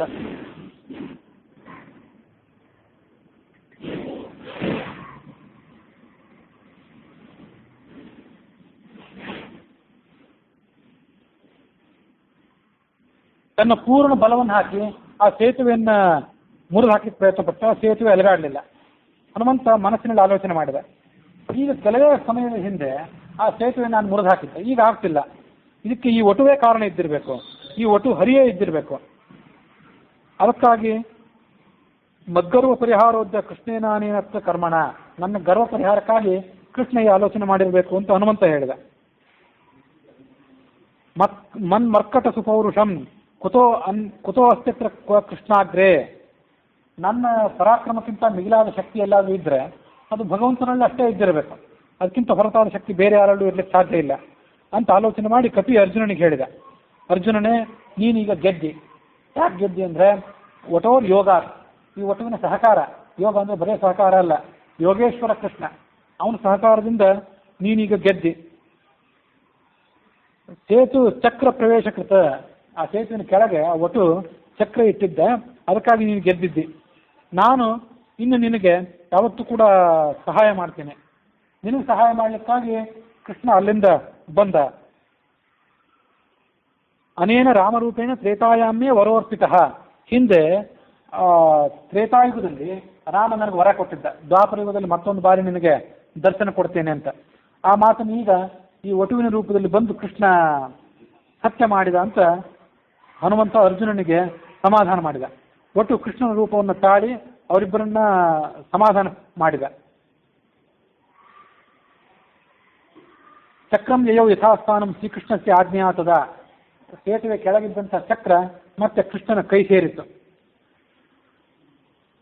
ಸಾಗರೇಣ ಸ್ವಕಲ್ಲೋಲೈ ಶಿರಸೇತು ವಿಲೋಪಿತ. ಆ ಸೇತುವೆಯನ್ನು ಉಳಿಲಿಲ್ಲ. ಬಾಣದ ಸೇತುವೆನ ಇವತ್ತಲ್ಲಿ ಕಾಣಲಾರೆವು. ಯಾಕೆಂದ್ರೆ ಸಾಗರ ತನ್ನ ತರಂಗಗಳ ಮೂಲಕ ಆ ಸೇತುವೆಯನ್ನ ಕಣ್ಮರೆ ಮಾಡಿತು.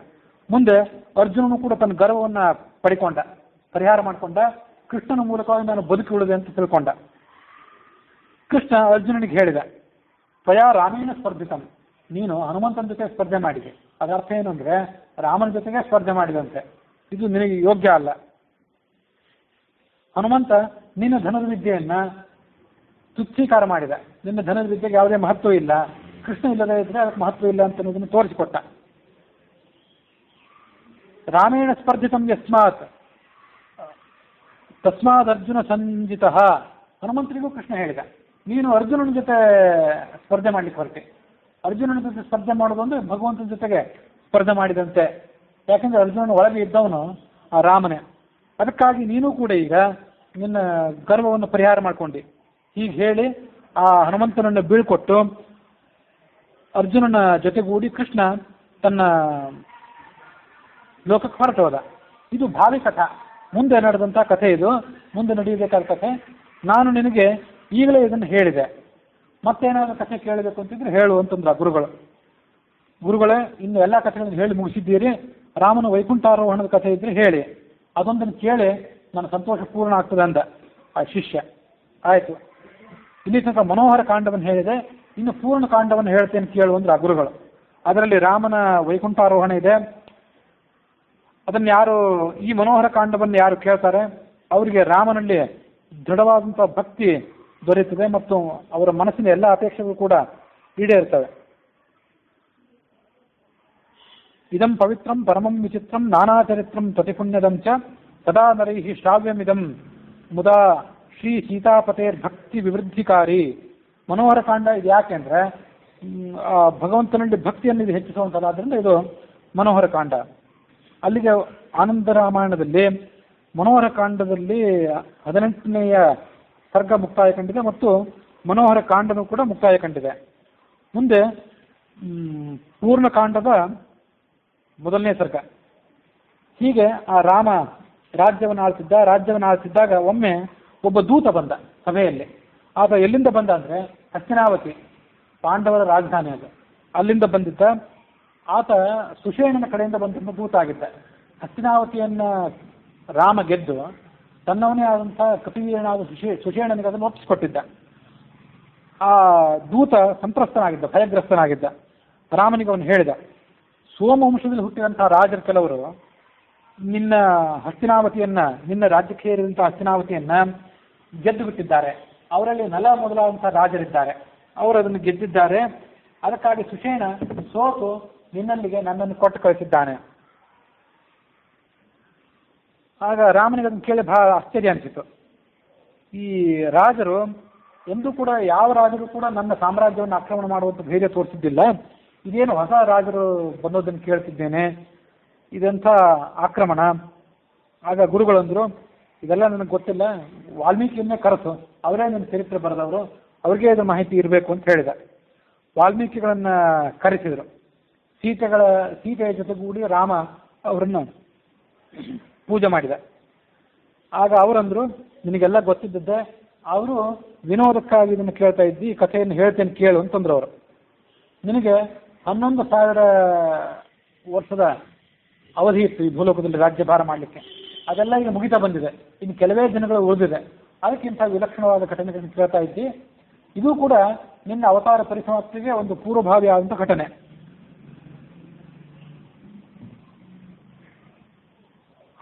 ಏಕಾದಶ ಸಹಸ್ರಾಣಿ ವತ್ಸರಾಣಿ ತಥಾ ಪುನಃ 11,011 ವರ್ಷಗಳು, 11 ತಿಂಗಳುಗಳು, ಮೇಲೆ 11 ದಿನಗಳು, 11 ಘಳಿಗೆಗಳು ಮತ್ತು 11 ಫಲಗಳು. ಇದು ನಿನ್ನ ಒಟ್ಟಾರೆ ಆಯುಷ್ಯದ ಪ್ರಮಾಣ, ನೀನು ಭೂಲೋಕದಲ್ಲಿ ಇರಬೇಕಾದಂಥ ಆಯುಷ್ಯದ ಪ್ರಮಾಣ. ಅದರಲ್ಲಿ ಇದನ್ನು ನಾನು ನನ್ನ ಶತಕೋಟಿ ರಾಮಚರಿತದಲ್ಲಿ ಉಲ್ಲೇಖ ಮಾಡಿದ್ದೇನೆ. ಈಗ ಅದರಲ್ಲಿ ಬಹುತೇಕ ಕಾಲ ಕಳೆದು ಹೋಗಿದೆ. 11,000 11 ವರ್ಷ ಈಗ ಅದರಲ್ಲಿ ಮುಳಿದು ಹೋಗಿವೆ. ಇನ್ನು ಆ 11 ತಿಂಗಳುಗಳೇನಿವೆ, ಆ 11ನೇ ತಿಂಗಳಿನ 11 ಕೊನೆಯ 11 ದಿನಗಳು ಮುಗಿದಿವೆ. ಉಳಿದ 18 ದಿನಗಳು ಮಾತ್ರ ಈಗ ಉಳಿದುಕೊಂಡಿವೆ.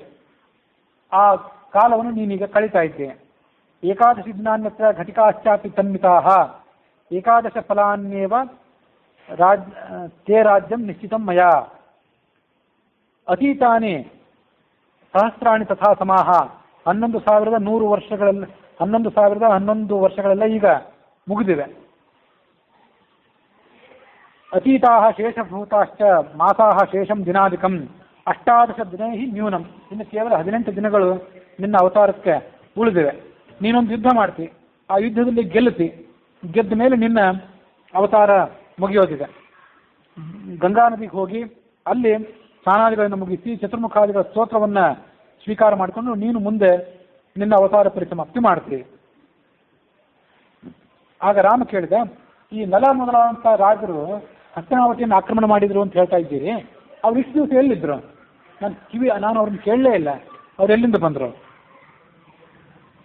ಆಗ ವಾಲ್ಮೀಕಿಗಳು ಹೇಳಿದರು, ಹಿಂದೆ ಅತ್ರಿ ಮುನಿಯ ಕಾರಣದಿಂದಾಗಿ ಚಂದ್ರವಂಶ ಪ್ರಾರಂಭ ಆಯಿತು. ಇದನ್ನು ಹರಿವಂಶದಲ್ಲೂ ಕೂಡ ಹೇಳಿದ್ವಿ.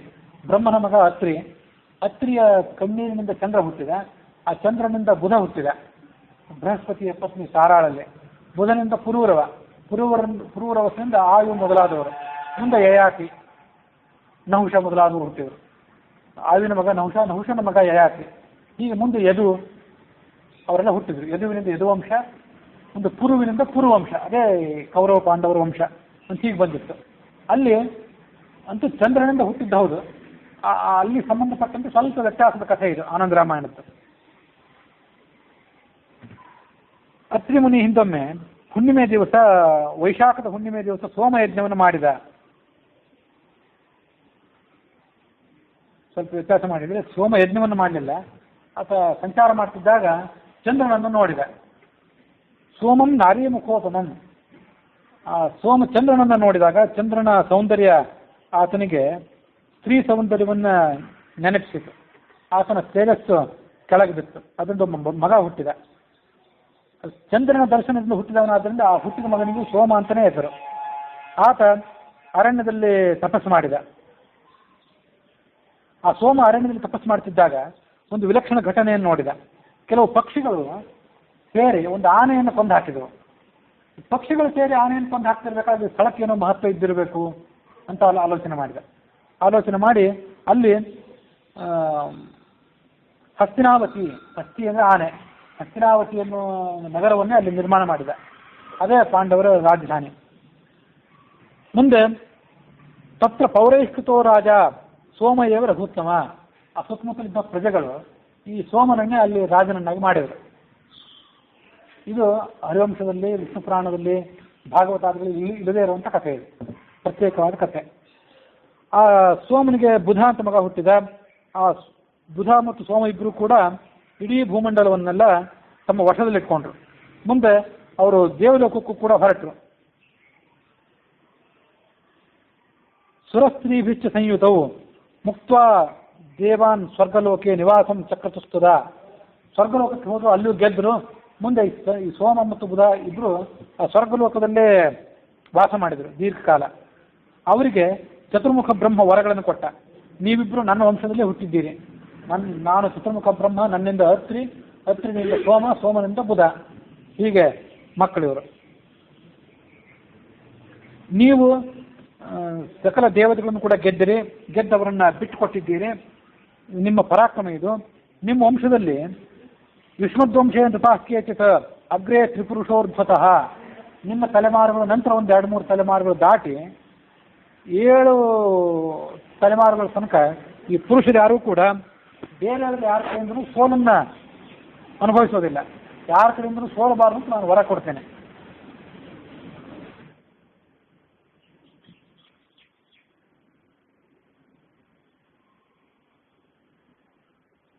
ಹೀಗೆ ವರ ಕೊಟ್ಟು ಚತುರ್ಮುಖ ಬ್ರಹ್ಮ ಅಲ್ಲಿಂದ ಅದೃಶ್ಯನಾಗಿಬಿಟ್ಟ. ಆ ಸೋಮನಿಗೆ ಇಂದ್ರ ತನ್ನ ಮಗಳನ್ನ ಪದ್ಮಾವತಿ ಅನ್ನುವುದನ್ನು ಮದುವೆ ಮಾಡಿಕೊಟ್ಟ. ಇದು ಬೇರೆ ಕಡೆ ಇಲ್ಲದೆ ಇರುವಂಥ ಕಥೆ. ಸೋಮಾಯ ದೌಹಿತ್ರಿ ದತ್ತಾ ಪದ್ಮಾವತಿ ಶುಭ, ಮದುವೆ ಮಾಡಿಕೊಟ್ನೋ ಅಥವಾ ನಿನ್ನ ಮಗನಿಗೆ ಮದುವೆ ಮಾಡಿಕೊಟ್ನೋ ಅಂತಲ್ಲೇ ಸ್ಪಷ್ಟವಾಗಿಲ್ಲ. ಅದು ಗೊಂದಲಕ್ಕೆ ಕಾರಣ ಆಗುವಂತಿದೆ. ಮತ್ತೊಂದು ಕಡೆ ಎಲ್ಲಾದರೂ ಈ ಮಾಹಿತಿ ಸಿಗ್ತದೋ ಇಲ್ಲ ಅಂತ ನನಗೆ ಸಂಶಯ ಇದೆ. ಇದು ಬೇರೆ ಪುರಾಣಗಳಲ್ಲಿ ಬರದೇ ಇರೋ ಕಥೆ ಅಂತ ಪ್ರಯತ್ನ ಮಾಡಿ ಹೇಳ್ತೇನೆ. ಸೋಮಬುಧವು ಸ್ವೈರಂ ಸ್ಥಿತವು ಚಿರಂ, ಮುಂದೆ ಅವರಿಬ್ಬರು ಸ್ವರ್ಗ ಕಾಲದಲ್ಲಿ ದೀರ್ಘಕಾಲ ವಾಸ ಮಾಡಿದರು. ಬುಧಸ್ಯ ತನಯೋ ಭೂಮ್ಯಾಂ ನಾಮ್ನಾಖ್ಯಾತ ಪುರೂರವಾಹ, ಬುಧನ ಮಗ ಪುರೂರವ ಅಂತ ಹೆಸರಿನವನು. ಇದು ಉಳಿದ ಪುರಾಣದಲ್ಲಿ ಇದ್ದೇ ಇದೆ. ಊರ್ವಶಿಯಲ್ಲಿ ಹುಟ್ಟಿದವನು ಅಂತ ಬೇರೆ ಪುರಾಣಗಳಲ್ಲಿದೆ. ಆತ ಭೂಮಿಯಲ್ಲಿ ಧರ್ಮದಿಂದ ರಾಜ್ಯವನ್ನು ಆಳಿದ, ಇದೇ ಹಸ್ತಿನಾಪುರದಲ್ಲಿ. ಅವನ ಮಗ ಗವ್ಯ ಅಂತ. ಇದು ಉಳಿದ ಪುರಾಣಗಳು ಇಲ್ಲದೇ ಇರುವಂತಹ ಮಾಹಿತಿ. ಆ ಗವ್ಯನ ಮಗನೇ ಅಲ್ಪನ ಪುತ್ರನೇ ನಲ. ಆತ ಎಲ್ಲ ದಿಕ್ಪಾಲಕರನ್ನು ಕೂಡ ಗೆದ್ದು ಬಿಡಬೇಕು ಅಂತ ಆಲೋಚನೆ ಮಾಡಿದ. ತನ್ನ ಹಿಂದಿನವರನ್ನ, ಪುರೂರವ ಮೊದಲಾದ ತನ್ನ ಪೂರ್ವಜರೇನಿದ್ರು, ನೀವು ಇಲ್ಲೇ ಇರಿ ಸಾಮ್ರಾಜ್ಯದಲ್ಲಿ, ನಾನು ಎಲ್ಲ ಕಡೆ ಹೋಗಿ ರಾಜ್ಯಭಾರ ಮಾಡಿ ಎಲ್ಲರನ್ನು ಸೋಲಿಸಿಬಿಡ್ತೇನೆ ಅಂತ ಅವನು ಸಂಚಾರ ಮಾಡಲಿಕ್ಕೆ ಪ್ರಾರಂಭ ಮಾಡಿದ. ಎಲ್ಲ ದಿಕ್ಕುಗಳನ್ನು ಗೆದ್ದ. ನಿರುತಿಯನ್ನು ಗೆದ್ದ, ಮೇರು ಪರ್ವತವನ್ನು ಗೆದ್ದ, ಆಗ್ನೇಯ ದಿಕ್ಕು, ನೈಋತ್ಯ, ಮತ್ತೆ ಪಶ್ಚಿಮ ದಿಕ್ಕು, ಇದೆಲ್ಲವನ್ನು ಕೂಡ ಗೆದ್ದ. ನಡುವೆ ರಾವಣನ ಸಹಕಾರವು ಕೂಡ ಅವನಿಗೆ ದೊರಕಿತ್ತು, ಆ ನಲನಿಗೆ. ಏತಸ್ಮಿನ್ನಂತರೇ ರಾಮ ಪೂರ್ಣಂ ಸೈನ್ಯೇನ ರಾವಣ ಪ್ರಜಯವು ನಾಕಲೋಕಂ ಹಿ ಸುರಾ ನಿಂದ್ರಾಧಿಕಾಂದ್ರಣೆ. ಈ ನಡುವೆ ರಾವಣ ಈ ನಲನನ್ನ ಬಿಟ್ಟು ತಾನು ಪ್ರತ್ಯೇಕವಾಗಿ ದೇವಲೋಕದ ಮೇಲೆ ಆಕ್ರಮಣ ಮಾಡಿದ. ಆಕ್ರಮಣ ಮಾಡಿ ಆ ದೇವಲೋಕವನ್ನೆಲ್ಲ ಸೋಲಿಸಿದ. ಜಿತ್ವಾಜಿನಾಯ ಸ್ವಾಂ ಲಂಕಾಂ ಸೋಮೋ ಯುದ್ಧಾಯ ಸಾತ್ಮಜಃ ಆ ದೇವತೆಗಳನ್ನೆಲ್ಲ ಸೋಲಿಸಿ ಅವರನ್ನು ಬಂಧಿಸಿ ತನ್ನ ಲೋಕಕ್ಕೆ ತಂದಿಟ್ಕೊಂಡ್ಬಿಟ್ಟ ಈ ರಾವಣ. ನಿರ್ಯಯೌ ಸುಹೃದ ಸರ್ವಾನ್ ಸೇಂದ್ರಾನ್ ಮೋಚಯಿತು ಸುರಾನ್. ಆಗ ಈ ನಲ ಏನು ಮಾಡಿದೆ, ಆ ದೇವತೆಗಳು ಈ ನಲ ಮೊದಲಾದವರಿಗೆ ಸ್ನೇಹಿತರಿದ್ದಂತೆ. ಚತುರ್ಮುಖ ಬ್ರಹ್ಮ ಹಾಗೆ ಹೇಳಿದ್ದ, ನೀವು ದೇವತೆಗಳೆಲ್ಲ ಗೆದ್ದರೂ ಕೂಡ ಅವರನ್ನು ಮತ್ತೆ ಬಿಡಿಸಿದ್ದೀರಿ, ಅವರಿಗೆ ಸೌಹಾರ್ದ ಮನೋಭಾವ ತೋರಿಸಿದ್ದೀರಿ, ಅದಕ್ಕಾಗಿ ನಿಮ್ಮ ವಂಶ ಸುಪ್ರತಿಷ್ಠಿತವಾಗಿರಲಿ ಅಂತ ವರ ಕೊಟ್ಟಿದ್ದ. ಅದಕ್ಕಾಗಿ ಮಿತ್ರರು ಅನಿಸ್ಕೊಂಡಿರುವಂತಹ ದೇವತೆಗಳನ್ನು ಬಿಡಿಸ್ಕೊಂಡು ಬರಬೇಕು ಅಂತ ನಳ ರಾವಣನ ಮೇಲೆ ದಂಡೆತ್ತಿ ಹೊರಟ. ಆಗ ಚತುರ್ಮುಖ ಬ್ರಹ್ಮ ಅಲ್ಲಿಗೆ ಬಂದು ಆ ನಲನನ್ನ ಆ ಪ್ರಯತ್ನದಿಂದ ಹಿಂತಿರುಗಿಸಿದ. ಯಾಕೆಂದ್ರೆ ನೀನೀಗ ರಾವಣನ ಮೇಲೆ ಆಕ್ರಮಣ ಮಾಡಬೇಡ, ರಾವಣನಿಗೆ ಸೋಲು ಮತ್ತು ಆತನ ವಧೆ ಎರಡೂ ವಿಷ್ಣುವಿನ ಅವತಾರಭೂತನಾದ ರಾಮನಿಂದ ಆಗೋದಿದೆ, ನೀನು ಆ ಕೆಲಸ ಮಾಡಬೇಡ, ನೀನು ನಿನ್ನಷ್ಟಕ್ಕೆ ಎದ್ದು ಬಿಡು ಅಂತ ಚತುರ್ಮುಖ ಬ್ರಹ್ಮ ನಲನನ್ನು ಹಿಂತಿರುಗಿಸಿದ. ತ್ವಂ ಮಾ ಅದ್ಯ ರಾವಣಂ ಯಾಹಿ ವರಸ್ತಸ್ವೈ ಮಯಾರ್ಪಿತ. ಆ ಮಾತನ್ನು ಕೇಳಿ ಈ ನಲ, ಸೋಮ ಇವರೆಲ್ಲ ತಮ್ಮ ತಮ್ಮ ರಾಜ್ಯಗಳಿಗೆ ಹಿಂತಿರುಗಿದರು. ಚಂದ್ರ ಅಮರಾವತಿಗೆ ಹೋದ, ನಲ ಭೂಲೋಕಕ್ಕೆ ಬಂದ. ವರುಣಂ ಪಾವನಂ ತಥಾ ಜಿತ್ವಾ ಕುಬೇರಮೀಶಾನಂ ಕೃತಕಾರ್ಯಂ ಅಮನ್ಯತ. ಕುಬೇರ ಮತ್ತೆ ಈಶಾನ್ಯ ದಿಕ್ಕಿನ ಅಧಿಪತಿ ಈಶಾನ್ಯ ಇವರನ್ನೆಲ್ಲ ಗೆದ್ದು ನನ್ನ ದಿಗ್ವಿಜಯನ್ನು ಮುಗಿತು ಅಂತ ಆಲೋಚನೆ ಮಾಡಿದ. ಆಲೋಚನೆ ಮಾಡಿ ಸ್ವರ್ಗೇತಿ ಇಂದ್ರಂ ಜೇತುಂ ಸಮುದ್ರತಃ ಏವಂ ನಳೇನ ಭ್ರಮತ ಗತಂ ಸತ್ಯ ಕೃತಂ ಯುಗಂ. ಇಂದ್ರಾದಿಗಳನ್ನು ಗೆಲ್ಲಬೇಕು ಅಂತಿತ್ತು, ಆದರೆ ಅವರ ಸಾಮ್ರಾಜ್ಯವನ್ನು ಕಿತ್ಕೊಳ್ಬೇಕು ಅಂತ ಏನು ಇರಲಿಲ್ಲ ಅವನಿಗೆ. ಗೆದ್ದು ದಿಗ್ವಿಜಯ ಆಗಬೇಕು ಅಂತ ಅಷ್ಟೇ ಅವನ ಆಲೋಚನೆ ಇತ್ತು. ಅದನ್ನೆಲ್ಲ ಮುಗಿಸಿದ. ದೀರ್ಘಕಾಲ ಬರೀ ಸಂಚಾರನೇ ಮಾಡ್ತಿದ್ದ ಈ ನಲ. ಕೇವಲ ಸಂಚಾರ ಮಾಡಿ ಮಾಡಿ ಅವನಿಗೆ ಧನ್ಯವಾಗಿತ್ತು. ಮತ್ತೆ ತಾನು ಇದ್ದಂಥ ಯುಗವೇ ಮುಗಿದಿತ್ತು, ಆ ಕೃತಯುಗವೇ ಮುಗಿಲಿಕ್ಕೆ ಬಂತು. ಗತಂ ತಚ್ಚ ಕೃತಂ ಯುಗಂ, ತ್ರೇತಾಯುಗೂ ಕೂಡ ಮುಗಿಲಿಕ್ಕೆ ಬಂತು. ತದದರ್ಶ ಸಕಲಂ ಬಲಂ, ಅಲ್ಲಿ ನೋಡಿದ. ತತ್ರ ಅದೃಷ್ಟ ರಾವಣಂ ಸ ದೂತಾನ್ ಶ್ರುತ್ವ ಅವನೌತ್ವಿತಿ ದೇವಾನ್ ಸ್ವವಶಕಾನ್ ಕೃತ್ವ ಲಂಕಾಂ ಸ್ವಾಂ ಸ ಗತಃಪುರ.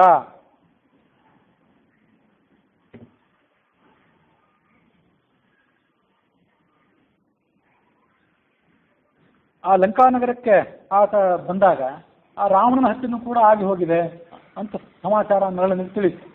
ಎಲ್ಲೆಲ್ಲೋ ಸಂಚಾರ ಮಾಡ್ತಿದ್ದ, ಆ ದಿಕ್ಕು ಈ ದಿಕ್ಕು, ದೇವತೆಗಳ ಲೋಕ, ದಿಗ್ವಿಜಯಕ್ಕಾಗಿ ಸಂಚಾರ ಮಾಡ್ತಿದ್ದ. ಮರಳಿ ಭೂಲೋಕಕ್ಕೆ ಬಂದಾಗ ರಾವಣನ ಹತ್ಯೆನೂ ಕೂಡ ಆಗಿ ಹೋಗಿದೆ ಅಂತ ಸಮಾಚಾರ ಅವನಿಗೆ ತಿಳಿಯಿತು.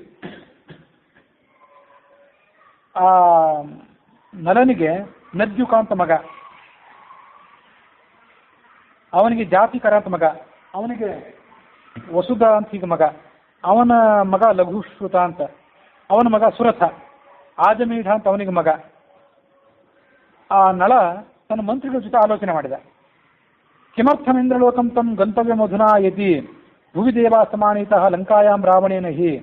ಲಂಕಾನಗರದಲ್ಲಿ ದೇವತೆಗಳೆಲ್ಲ ಇದ್ದಾರೆ, ಅವರನ್ನೇ ಗೆದ್ದು ಬಿಡಬೇಕು ಅಂತ ಹೋದ್ರೆ ಆ ಲಂಕಾನಗರದಲ್ಲಿ ರಾವಣನೇ ಇಲ್ಲ. ಆ ರಾವಣನು ಕೂಡ ನನಗೂ ಕರ ಕೊಡ್ತಿದ್ದ, ನನಗೂ ಆತ ಕಂದಾಯ ಕೊಡ್ತಿದ್ದ, ನನ್ನ ವಶ ಆಗಿದ್ದ ಅವನು. ಅವನನ್ನು ಹೋಗಿ ಗೆಲ್ಲಬೇಕು ಅಂತ ಹೋದ್ರೆ ಆ ರಾವಣನೇ ಈಗ ಇಲ್ಲ ಅಂತ ತನ್ನ ಸಮಸ್ಯೆಯನ್ನ ತನ್ನ ಮಂತ್ರಿಗಳ ಮುಂದೆ ಆತ ಹೇಳ್ಕೊಂಡ. ಇನ್ನೂ ದಿಗ್ವಿಜಯ ಮಾಡಬೇಕು, ಮತ್ತಷ್ಟು ರಾಜರನ್ನು ಸೋಲಿಸಬೇಕು ಅಂತ ಅವನಿಗೆ ಉತ್ಸಾಹ. ಆದರೆ ಅವರೇ ಅಲ್ಲಿ ಯಾರೂ ಇರಲಿಲ್ಲ. ನಾಸ್ನಾದಿಶ್ಚಿರ ಕಾಲಂ ಹಿ ತದ್ವೃತ್ತಂ ಭ್ರಮತಸ್ತುತಂ. ನಮ್ಮ ಹಿಂದಿನ ಪೂರ್ವ ಮೊದಲಾದಂಥ ವಂಶದಲ್ಲಿ ಈಗ ಯಾರೂ ಇಲ್ಲವೇ ಇಲ್ಲ. ನಾವು ಎಲ್ಲೆಲ್ಲೋ ಸಂಚಾರ ಮಾಡ್ತಿದ್ವಿ, ಅವೆಲ್ಲ ನಮಗೆ ಗಮನಕ್ಕೆ ಬರಲಿಲ್ಲ. ಇತಿ ಚೇತ್ಸೋಮ ಬುಧಯೋರ್ ನಾಕಂ ಗಂತವ್ಯಂ ದರ್ಶನೇಚ್ಛಯ ತರ್ಹಿತಾಭ್ಯಾಂ ಯಥಾ ದೇವಾಃ ಕಿಂ ಜೇತ ರಾವಣೇನ ಹಿ ಅತಸ್ತತ್ ಸಕಲಂ ವೃತ್ತಂ ವಿದಿತಂ ಹಸ್ತಿನಾಪುರೇ. ಅದಕ್ಕೆ ನಾವೀಗ ಹಸ್ತಿನಾಪುರಕ್ಕೆ ಹೋಗೋಣ, ಹಸ್ತಿನಾಪುರಕ್ಕೆ ಹೋಗಿ ಅಲ್ಲಿ ಏನು ನಡೆದಿದೆ, ಅಲ್ಲಿ ಯಾರಿದ್ದಾರೆ ಅಂತ ಆಲೋಚನೆ ಮಾಡೋಣ ಅಂತ ದಿಗ್ವಿಜಯವನ್ನು ಮುಗಿಸಿ ಅಲ್ಲಿಗೆ ಬಂದ. ಅಲ್ಲಿ ಬಂದು ನೋಡಿದರೆ ಈ ರಾಮನ ಪಕ್ಷಿಯನಾದಂಥ ಸುಷೇಣ ಅನ್ನುವಂಥವನು ಅಲ್ಲಿದ್ದ. ರಾಮ ದಿಗ್ವಿಜಯ ಮಾಡುವಾಗ ಅಲ್ಲಿದ್ದ ರಾಜರನ್ನೆಲ್ಲ ಸೋಲಿಸಿ ಅಲ್ಲಿ ಸುಷೇಣ ಅನ್ನೋವನ್ನು ಇಟ್ಟಿದ್ದ ಅಂತ ರಾಮನ ಯಾತ್ರಾ ಪ್ರಸಂಗದಲ್ಲಿ, ದಿಗ್ವಿಜಯ ಯಾತ್ರಾ ಪ್ರಸಂಗದಲ್ಲಿ ಬಂದಿತ್ತು. ಪುರೂರವಾದ್ಯಾಹ ಶ್ರೀಶ್ಚ ನಿಷ್ಕಾಸ್ಯ, ಪುರೂರವಾದಿಗಳನ್ನು ಸೋಲಿಸಿ ಸುಷೇಣ ಸ್ಥಾಪಿತಃ. ಇದಾನೀಂತೆ ಸಮಾಜಾತಃ ಸೋಮವಂಶೋದ್ಭವಾಃ ನೃಪಾಃ ನಲಾದ್ಯಾಃ. ಈಗ ನಳ ದಿಗ್ವಿಜಯ ಮುಗಿಸ್ಕೊಂಡು ಇಲ್ಲಿಗೆ ಬಂದ. ಆ ವಾಲ್ಮೀಕಿ ಋಷಿಗಳು ರಾಮನ ಕಥೆ ಹೇಳಿದರು. ತನ್ನ ವಂಶದ ರಾಜಧಾನಿ ಇದು, ತನ್ನ ವಂಶದ ಪೂರ್ವಜರೆಲ್ಲ ಇಲ್ಲಿಂದ ಓಡಿ ಹೋಗಿದ್ದಾರೆ, ಅವ್ರು ಯಾರು ಈಗ ಇಲ್ಲಿಲ್ಲ, ಮತ್ತಾರೋ ಇಲ್ಲಿದ್ದಾನೆ ಅಂತ ಆತನಿಗೆ ನಳನಿಗೆ ಸಮಾಚಾರ ತಿಳಿಯಿತು. ಆತ ಸುಷೇಣನನ್ನು ಸೋಲಿಸಿ ಮತ್ತೆ ತನ್ನ ರಾಜಧಾನಿಯನ್ನು ತನ್ನ ವಶಕ್ಕೆ ತಗೊಂಡಿದ್ದಾನೆ ಅಂತ ವಾಲ್ಮೀಕಿಗಳು ಹೇಳಿದರು. ಸಸೈನ್ಯೇನ ನೃಪೋತ್ತಮಾಃ ಬಲಿನಾ ಕೋಟಿಶಸ್ತ್ರವೇ ಸಮಾಯಾತ ಗಜಾಸ್ವಯಂ. ಆ ಸೋಮವಂಶೀಯರ ಜೊತೆಗೂಡಿ ನಿನ್ನ ಸೂರ್ಯವಂಶದ ಸೈನ್ಯ ಏನಿದೆ ಇದಕ್ಕೀಗ ಭಯಂಕರವಾದಂತಹ ಯುದ್ಧ ನಡೆಯೋದಿದೆ. ಮುಂದೆ ಆ ಯುದ್ಧ ನಡೆದಾಗ ಚತುರ್ಮುಖ ಬ್ರಹ್ಮ ಅಲ್ಲಿಗೆ ಬಂದು ಆ ನಳ ಮೊದಲಾದವರನ್ನ ಅವರಿಗೆ ನಿಂದನೆ ಮಾಡಿ ಬುದ್ಧಿ ಹೇಳಿ ನೀವೆಲ್ಲ ರಾಮನ ಕ್ಷಮೆ ಕೇಳಿ ರಾಮನಿಗೆ ಪಾದಕ್ಕೆ ಬಿದ್ದು ಆತನ ಸೇವೆ ಮಾಡಿ ಅಂತ ನಳ ಮೊದಲಾದವರು ರಾಜರಿಗೆ ಹೇಳ್ತಾನೆ. ಅದೆಲ್ಲ ಮುಗಿದ ಬಳಿಕ ನೀನು ಪರಂಧಾಮಕ್ಕೆ ಹೋಗ್ತಿ. ವಾಲ್ಮೀಕಿಗಳು ಹೇಳಿದರು. ಯತ್ಪೃಷ್ಟಂ ಮಾಂ ತ್ವಯಾ ಪೂರ್ವಂ ನಲಾದೀನಾಂ ಕಥಾನಕಂ ವಿವಾಹಕಾಂಡಮಾರಭ್ಯ, ಸಾರಕಾಂಡದಿಂದ ಆರಂಭಿಸಿ ವಿವಾಹಕಾಂಡ ಇತ್ಯಾದಿಗಳ ವರೆಗೆ ಏನೇನು ಕಥೆ ಬಂದಿತ್ತು ಅದನ್ನೆಲ್ಲ ನಾನು ನಿನಗೆ ಹೇಳಿದೆ. ನಿನ್ನ ಮಕ್ಕಳಾದಂಥ ಕುಶಲವರು ಅದನ್ನೆಲ್ಲ ಹಾಡಿದರು, ಇದು ನಿನಗೆ ಗೊತ್ತಿದ್ದೇ ಇದೆ. ತತ್ಸರ್ವಂ ರಾಘವ ಶುತ್ವ ಪರಾಮುದಂ ಅವಾಪಸಃ. ರಾಮ ವಾಲ್ಮೀಕಿ ಮೂಲಕ ಆ ಕಥೆಯನ್ನೆಲ್ಲ ಕೇಳಿದ. ಜನಗಳಿಗೆಲ್ಲ ಗೊತ್ತಾಯಿತು, ಇನ್ನು ನಾನು ವೈಕುಂಠಕ್ಕೆ, ಇನ್ನು ರಾಮ ಇಲ್ಲಿರೋದಿಲ್ಲ, ಆತ ವೈಕುಂಠಕ್ಕೆ ಪ್ರಯಾಣ ಮಾಡುವನಿದ್ದಾನೆ, ಬಹಳ ದಿವಸ ಇಲ್ಲಿರೋದಿಲ್ಲ ಅನ್ನುವ ಸಂಗತಿನೂ ಕೂಡ ಜನರಿಗೆ ತಿಳಿಯಿತು ಅನ್ನುವಲ್ಲಿಗೆ ಶತಕೋಟಿ ರಾಮಚರಿತ ಅಂತರ್ಗತ ಆನಂದ ರಾಮಾಯಣದಲ್ಲಿ ಆದಿ ಕಾವ್ಯದಲ್ಲಿ ಮನೋಹರ